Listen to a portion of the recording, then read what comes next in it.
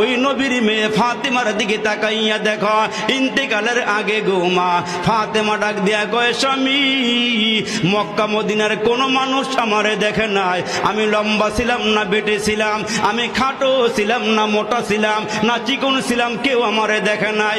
জীবদ্দশায় যেহেতু আমারে কেউ দেখে নাই, মরার পরেও যেন কেউ না দেখে আমারে, আমার লাশটা যেন দেইকা মন্তব্য করতে না পারে।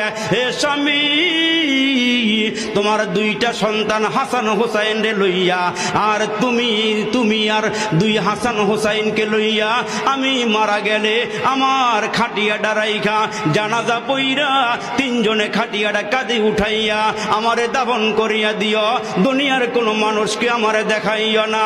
হযরতে আলী ডাক দিয়া কয়, ফাতেমা রে, খাটিয়া বহন করতে 4 জন লোক লাগে। কয় 4 জন লাগবে না, এ আমার স্বামী 3 জন হলেই চলবে।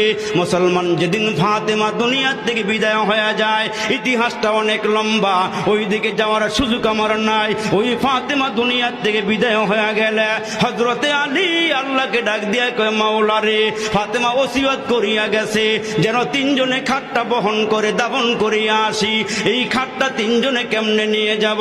হযরতে আলী হাসান হোসাইনকে নিয়ে বসিয়া আছি, ইন্দিমে টাইমে বাহিরে নজর করিয়া দেখে হযরতে আবু যর গিফারি রাদিয়াল্লাহু তাআলা আনহু হযরতে আলীর ঘরের দিকে আসতেছে।